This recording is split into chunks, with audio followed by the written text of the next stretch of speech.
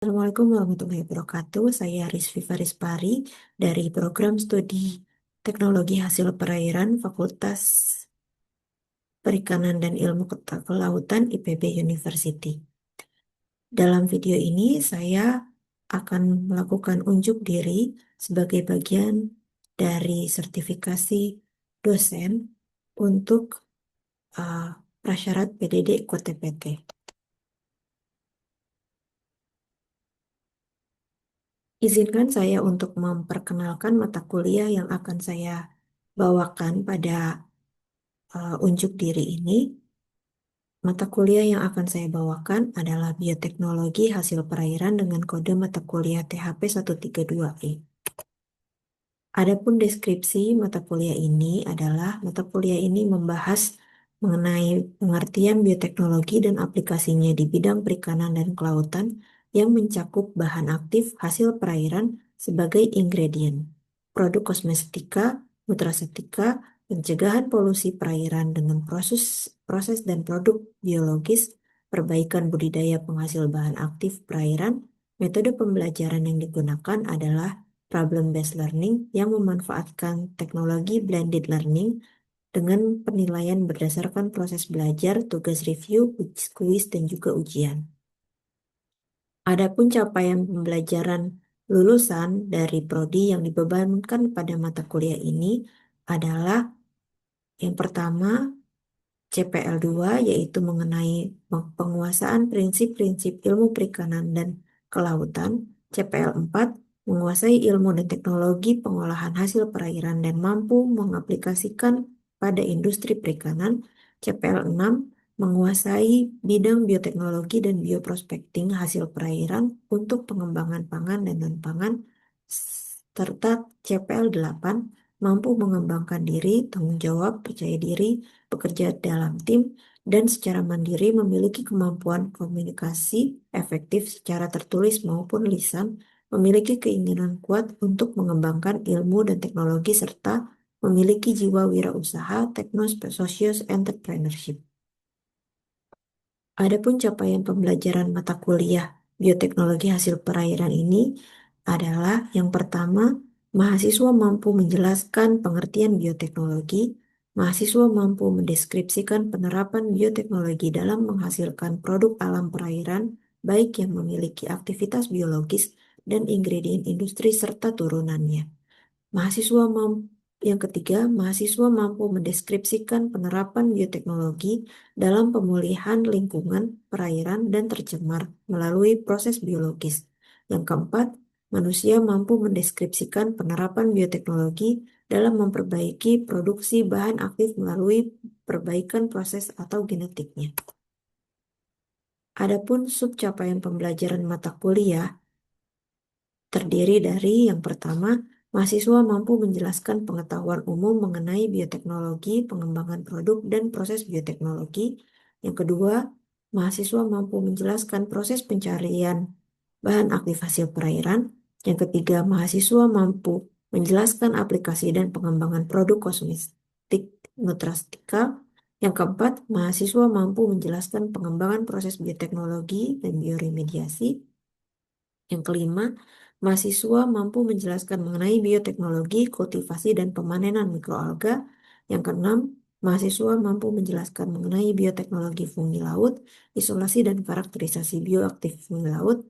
Yang ketujuh, mahasiswa mampu menjelaskan mengenai rekayasa genetik dan aplikasinya dalam produksi bioaktif. Yang kedelapan, mahasiswa mampu menjelaskan mengenai rekayasa bioproses dan aplikasinya dalam produksi bioaktif. Adapun outline dari mata kuliah ini adalah pada minggu pertama, mahasiswa akan mengkaji mengenai pengetahuan umum mengenai bioteknologi, pengembangan produk, dan proses bioteknologi. Pada minggu kedua dan ketiga, mahasiswa akan mempelajari tentang isolasi dan evaluasi bahan aktif hasil perairan, penjelasan dari hulu ke hilir untuk budidaya sampai pencarian bioaktif. Untuk pertemuan keempat sampai kelima, mahasiswa akan mempelajari mengenai aplikasi bahan aktif hasil perairan, pengembangan produk kosmetik, nutraseutika. Serta untuk yang ke pertemuan keenam, mengenai pengembangan proses bioteknologi, terutama bioremediasi. Pertemuan ketujuh diisi dengan ujian tengah semester. Untuk pertemuan ke-8, bahan kajiannya merupakan pemanenan dan pemanfaatan mikroalga. Pertemuan ke-9 sampai 10 mengenai bioteknologi fungi laut, mulai dari isolasi dan karakterisasi bioaktif fungi laut. Pertemuan ke-11 sampai ke-12 mengenai pengantar rekayasa genetika dan aplikasinya, dan pertemuan 13 sampai ke-14 mengenai pengantar rekayasa bioproses dan aplikasinya. Diakhiri dengan ujian akhir semester. Adapun komponen penilaian dari mata kuliah ini adalah aktivitas partisipatif yang diberi bobot 3%, tugas proyek yang diberi bobot 52%. Dalam tugas proyek ini, mahasiswa akan diberikan tugas berupa project based learning secara berkelompok maupun individual. Kemudian untuk komponen penilaian kognitif atau pengetahuan melalui kuis dengan bobot 5%, ujian tengah semester 20%, dan ujian akhir semester 20%. Pada video kali ini saya akan mengisi mengenai pertemuan ke-11 untuk mata kuliah bioteknologi hasil perairan. Materi yang akan dibawakan adalah mengenai pengantar rekayasa genetik pada bioteknologi hasil perairan, terutama mengenai material genetik. Sub CPMK yang dicapai pada pertemuan ini merupakan mahasiswa mampu menjelaskan mengenai rekayasa genetik dan aplikasinya dalam produksi bioaktif. Referensi yang digunakan untuk pembelajaran pada pertemuan ke-11 ini adalah dari buku Smith J.E. tahun 2009 tentang dengan judul Bioteknologi, kemudian buku Clark dan Pasternak tahun 2015 dengan judul Bioteknologi Applying the Genetic Revolution. Selamat menyaksikan.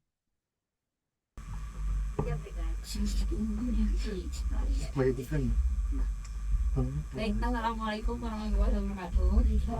Warahmatullahi wabarakatuh. Di sini kita akan melanjutkan pertemuan di mata kuliah bioteknologi hasil perairan untuk pertemuan yang ke-11. Jadi teman-teman sebelumnya sudah belajar banyak hal tentang bioteknologi. Nah, saya akan memaparkan tentang rekayasa genetik. Ini yang sebelumnya teman-teman sudah pelajari ya di mata kuliah bioteknologi perairan dengan result yang lain. Ada yang ingat sebelumnya kalian belajar tentang apa? Angkat tangan. Ya, silahkan. Sebelum kita belajar tentang bioteknologi mineral. Oh iya, betul. Ada lagi?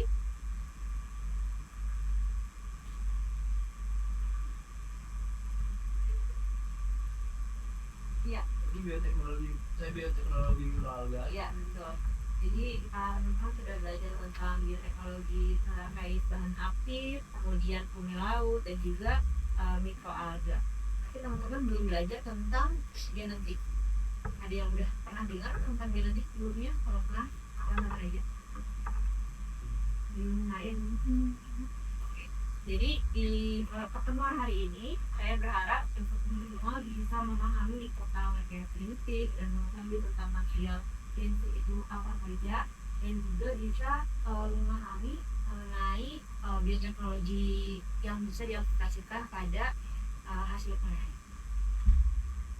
Nah, apa sih materi genetik? Ada yang pernah dengar nggak tentang DNA, RNA, atau cuma dengar DNA itu sebagai lagu?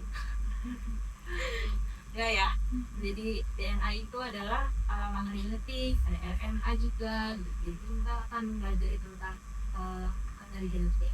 Di sini materi genetik itu ada dua jenis, yaitu DNA dan juga RNA. DNA merupakan simbol nukleik asid yang rantainya ganda. Sedangkan kalau RNA itu simbol nukleik asid yang rantainya tunggal. Jadi bedanya DNA dengan RNA, kalau DNA itu dia rantainya ganda, kalau RNA rantainya tunggal. Kalian tahu nggak ya? Ini apa? Itu penyakit jarum. Penyakit jarum. Itu jantung ya? Iya. Ada yang berasal dari Jawa mungkin ya, yang pernah lihat berbagai jenis warna jagung ya. Ada yang warnanya ungu, warnanya kuning, dan juga warnanya biru. Kalian tahu nggak ini juga ternyata adalah nenek moyangnya jagung.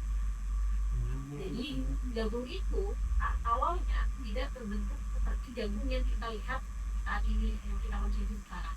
Jadi nenek moyang di jagung itu justru kayak gini, nggak ada gulirnya. Jadi, kenapa kita bisa tahu? Kenapa peneliti bisa tahu? Karena berdasarkan analisis genetik, ternyata memang nenek moyangnya jagung itu adalah Helsinki. Nah, bentuk tumbuhannya itu seperti semak-semak tidak teknik jagung yang kita kenal yang kita. Nah, jadi di sini saya mau kasih lihat bahwa rekayasa genetik itu terjadi secara alami di tempat. Jadi tidak hanya dilakukan di dalam laboratorium saja. Kemudian kalau saya kasih lihat gambar ini, bagian konsumen ini misalnya ikannya itu semuanya ada di yang sama, ukuran yang sama, ada umur yang sama. Nah, kalian pilih yang lebih konsumen. Kalau kalian lihat di atas, paling dekat. Jadi memang dari dilihat dari segi peminatan konsumen, mereka juga inginnya itu mendapatkan produk yang ukurannya besar, dagingnya banyak, dan harganya sama. Itulah kenapa gaya terganti berimbang. Kalau ini dia ada lebih yang memang warnanya sudah warna ya sudah menyala. Ada juga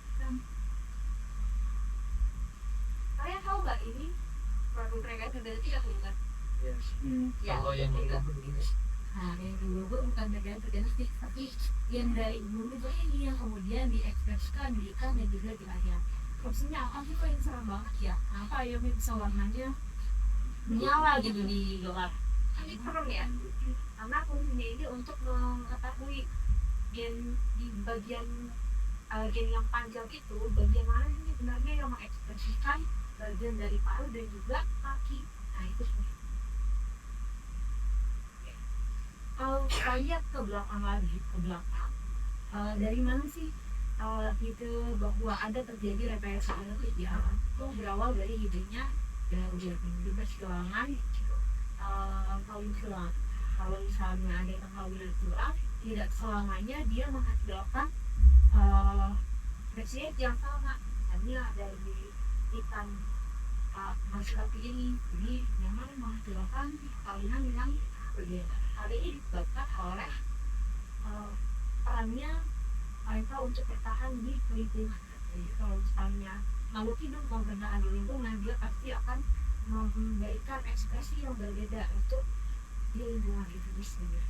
Makanya sebelumnya kalian pelajari tentang bahan aktif, mereka dihasilkan sebagai metabolit sekunder, kan?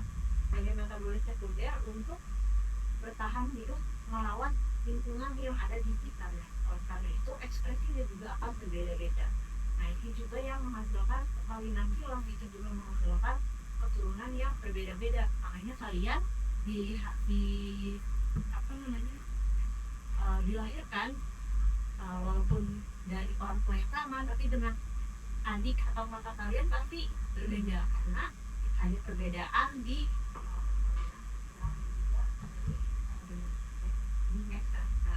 walaupun akan 90% DNA itu mirip.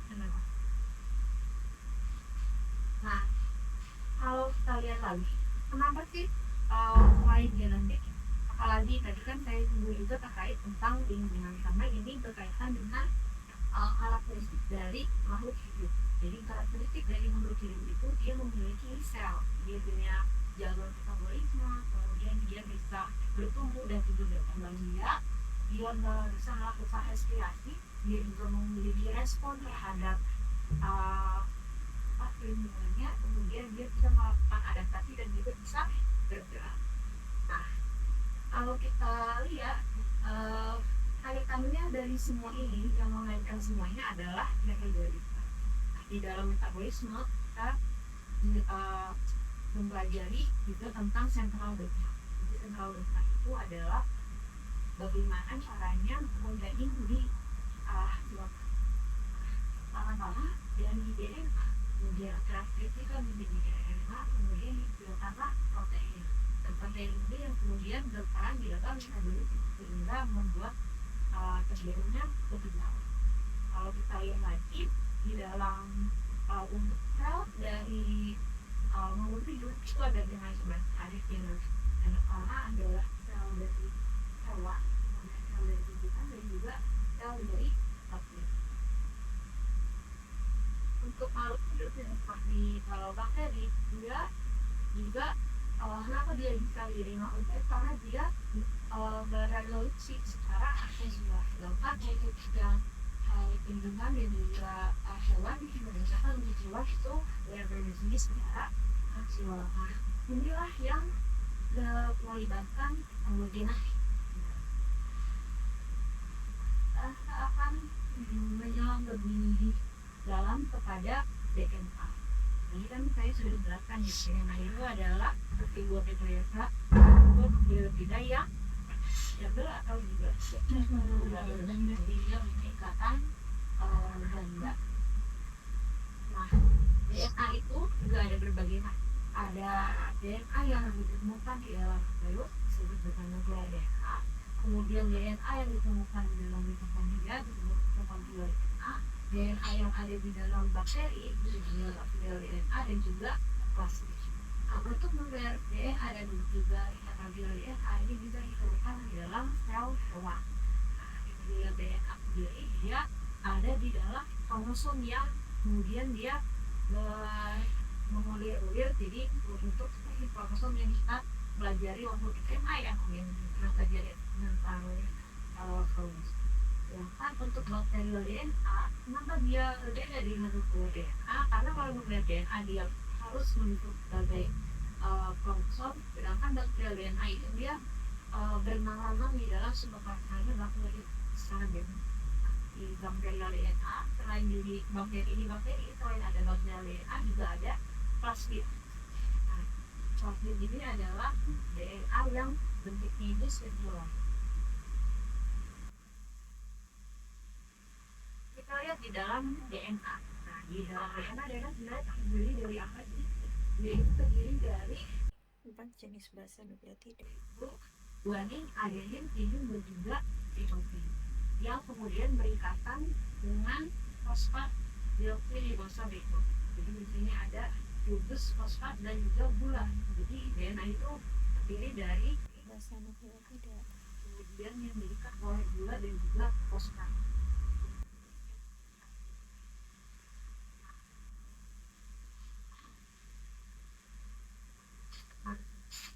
Walaupun di dalam DNA itu ada lengkap Basa nukleotida. tapi tidak semua Nukleotida dia bisa saling diikat. Jadi ada rumusnya. Kalau misalnya yang ini pasti berikatan dengan adenin. Kalau yang ini pasti berikatan dengan guanin. Makanya lalu lebih mudahnya gini. Kalau dia nggak ada lengkapnya berarti itu akan berbeda.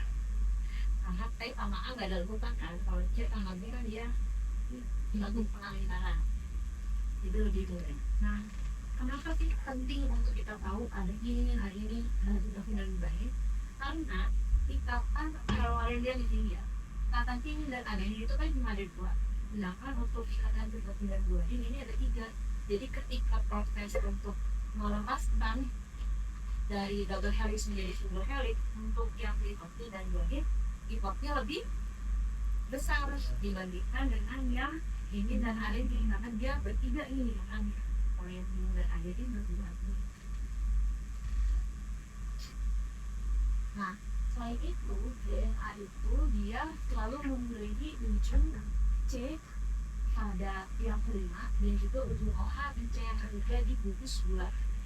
Kemudian penambahan nukleotidanya itu bergerak pada ujung 3 sehingga jumlahnya dari 5P ke 3. Jadi dia sifatnya walaupun enggak kan dia double helix ya, dan dia sifatnya itu antiparalel. Jadi hanya posisi yang ada atomnya itu selalu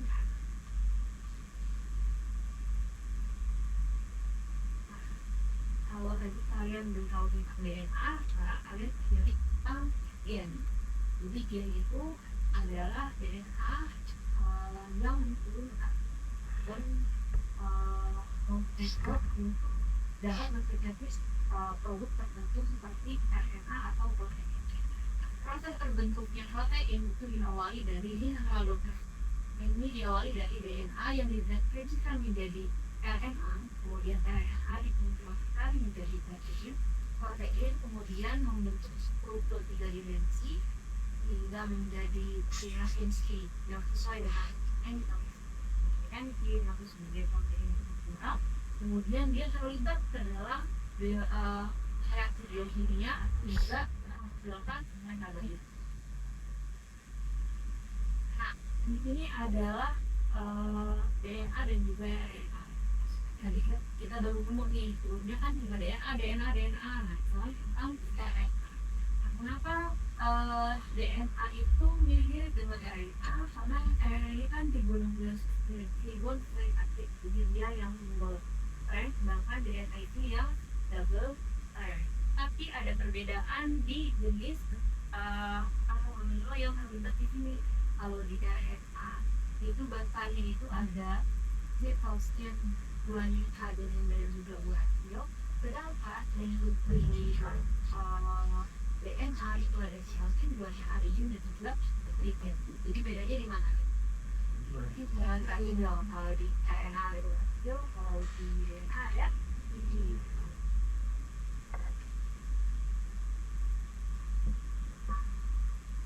Tapi ketika proses dari DNA menjadi RNA itu nama prosesnya adalah transkripsi. Nah, jadi proses transkripsi ini dari utak DNA yang double helix akan ada enzim yang bisa membuka DNA itu sehingga DNA bisa ditransfer oleh RNA polimerase. RNA polimerase ini enzim yang fungsinya untuk membuat RNA dari tingkat DNA. Jadi kalau misalnya DNA itu sebagai cetakannya, RNA ini adalah produknya. Makanya produk dari RNA ini akan mirip dengan DNA.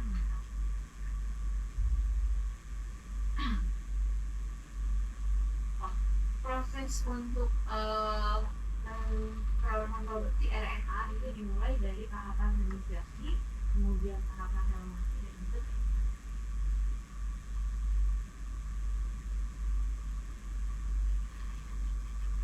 Nah, RNA itu ada 3 jenis. Yang pertama adalah rRNA, messenger RNA, yang fungsinya sebagai model untuk pembentukan protein dalam translasi. Dia di strukturnya itu linear kalau rRNA. Jadi dia yang sebagai inverter. tRNA atau translate RNA itu fungsinya sebagai pembawa atau amino.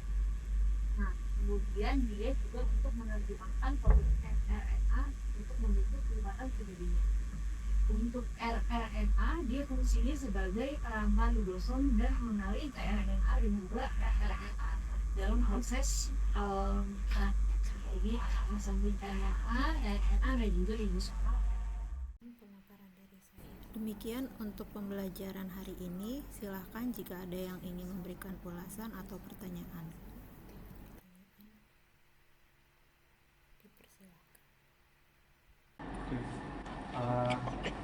Jadi saya Ben dengan 012015. Jadi terkait DNA sendiri adalah salah satu zat di nukleus. DNA itu singkatan dari deoksiribonukleik asid. Itu berupa asam yang terdiri dari basa-basa nukleotida. Nah, basa-basa nukleotida ini ada 4, yaitu ada adenin, timin, sitosin sama guanin. Nah, dan 4 itu memiliki kombinasinya yang unik masing-masing, yaitu timin dan adenin itu pasti berpasangan. Yang satu lagi itu ada guanin dan sitosin. Nah, lalu dari DNA itu sendiri itu merupakan template untuk membentuk RNA yang selanjutnya itu sesuai dengan dogma sentral itu akan membentuk protein, enzim, dan juga akan membentuk semacam reaksi-reaksi sehingga menghasilkan metabolisme yang itu merupakan hal terpenting dalam makhluk hidup. Seperti itu. Baik, terima kasih atas ulasan yang telah diberikan oleh Ben. Selanjutnya, silakan ada yang mau memberikan pertanyaan. Bu, saya mau bertanya sih Bu sebenarnya. Perkenalkan saya Cahyuning. Mau bertanya Bu, berarti selama ini yang saya tahu yang DNA itu kan yang tadi ACTG itu ya Bu ya. Berarti kalau di ikan juga itu sama juga seperti itu atau bagaimana Bu bedanya?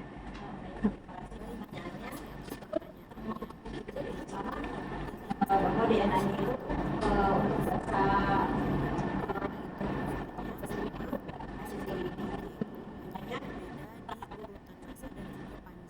tadi di contoh yang pertama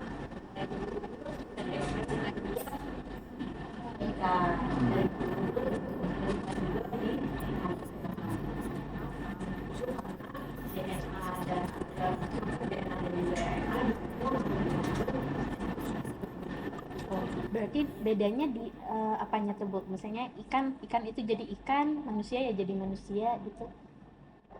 karena kalau unsurnya itu sama, tapi urutan DNA-nya itu berbeda-beda. Urutan DNA-nya gitu. Bukan karena dia berbeda di dalam tubuhnya, tapi berbeda dari bahasanya. Makanya penting untuk mengetahui itu seperti apa. Dan karena DNA itu dia panjang,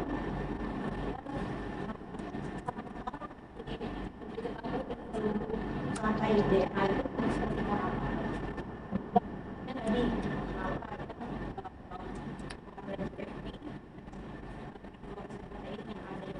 kemudian digunakan untuk menjadikan daya lebih sebenarnya di bagian mana sih ada yang di untuk kaki dan itu untuk baik.